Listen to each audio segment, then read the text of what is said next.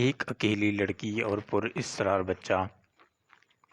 چندر پور کے سنسان اور پراسرار گاؤں کی یہ کہانی ہے، جہاں ہر سایہ اپنے اندر ایک الگ ریاست چھپائے ہوئے تھا۔ اس گاؤں میں نہ شہر کی چمک دمک تھی اور نہ ہی زندگی کی دوڑ دھوپ۔ پہاڑوں کی گود میں بسا یہ گاؤں سرسبز تھا، خاموشی میں ڈوبا ہوا۔ اسی گاؤں کے ایک کونے میں ایک پرانی سی جھونپڑی تھی، جہاں نور نامی لڑکی رہتی تھی۔ وہ سیدھی سادھی، خاموش طبع اور تنہا تھی۔ اس کی دنیا اس کا انگور کا باغ تھا، جو ماں باپ کی وفات کے بعد اسے وراثت میں ملا تھا۔ اس کی نہ کوئی سہیلی تھی، نہ کوئی رشتہ دار۔ بس ہر دن وہ سورج نکلنے سے پہلے باغ میں جاتی، انگور توڑتی، پھر بازار میں جا کر بیچتی۔ گاؤں میں اس کے بارے میں صرف ایک ہی بات مشہور تھی: وہ انگور والی لڑکی ہے، جو ہمیشہ اکیلی رہتی ہے، لیکن اس کے انگور بڑے میٹھے ہیں۔ ایک دن جب وہ باغ میں کام کر رہی تھی، اس کی نظر ایک 10 سالہ لڑکے پر پڑی۔ وہ لڑکا عام بچوں کی طرح شریر نہ تھا۔ وہ خاموشی سے بیٹھا اسے دیکھ رہا تھا۔ اس کی آنکھوں میں عجیب سی معصومیت تھی۔ نور پہلے تو ڈر گئی، پھر اس سے پوچھا، تمہارا نام کیا ہے؟ یہاں کیا کر رہے ہو؟ لڑکے نے کوئی جواب نہ دیا۔ نور نے سخت لہجے میں کہا، یہاں سے چلے جاؤ، میرا باغ خراب نہ کرو۔ لیکن وہ لڑکا ٹس سے مس نہ ہوا۔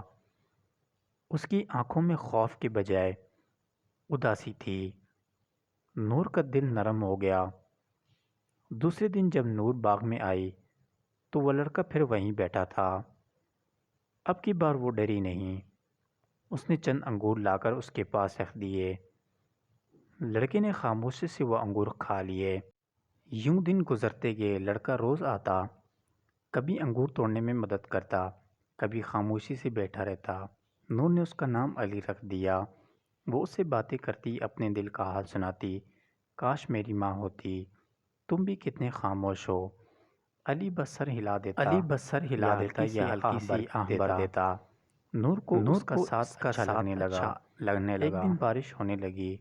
نور اپنی جھونپڑی کی طرف بھاگی، پھر مڑ کر دیکھا تو علی باغ میں بھیگ رہا تھا۔ اس کا دل پسیج گیا۔ وہ واپس گئی اور اس کا ہاتھ پکڑ کر کہا، میرے ساتھ چلو، اب اکیلے نہیں رہو گے۔ یوں علی اس کی جھونپڑی میں رہنے لگا۔ گاؤں والے حیران تھے۔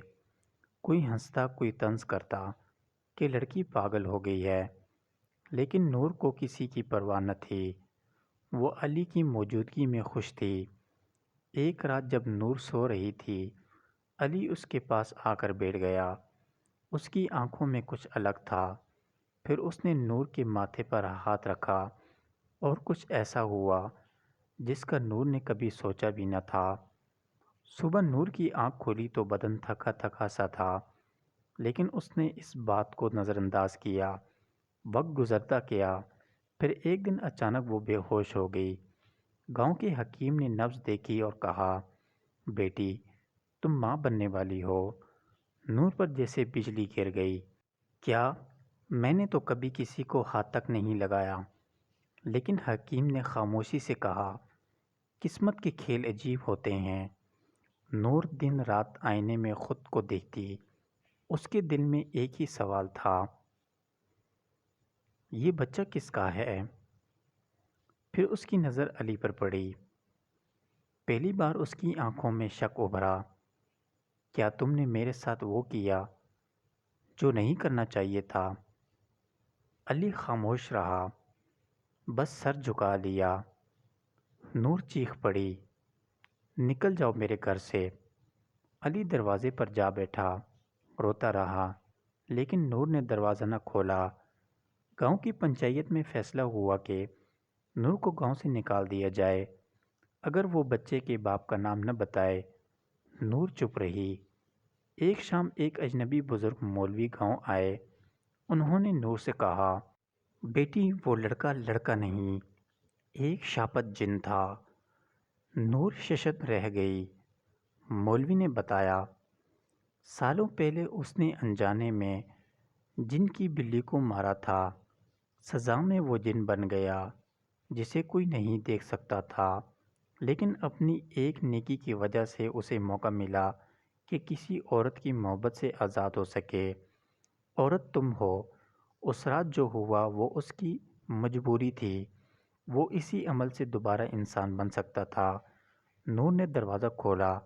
اب وہاں 10 سالہ بچہ نہیں بلکہ ایک جوان خوبرو مرد کھڑا تھا۔ اس نے کہا، نور، میں وہی علی ہوں۔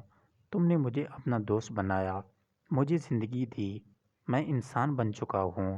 میں تمہیں کبھی دکھ نہیں دینا چاہتا تھا۔ نور کی آنکھوں میں آنسو تھے۔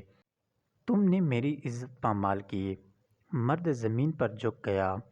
جانتا ہوں، میں بس زندہ رہنا چاہتا تھا۔ گاؤں والے جمع ہو گئے۔ مولوی نے کہا، اس لڑکی نے کچھ غلط نہیں کیا، اس کا گناہ نہیں تھا۔ کچھ دن بعد نور اور اس مرد کا نکاح پڑھایا گیا۔ اس کا نام زاہد رکھا گیا۔ وقت گزرا۔ نور نے ایک خوبصورت بچے کو جنم دیا۔ گاؤں والوں نے اب عزت دی۔ انگوروں کے باغ میں اب تنہائی نہ تھی، وہاں محبت اور سکھ تھا۔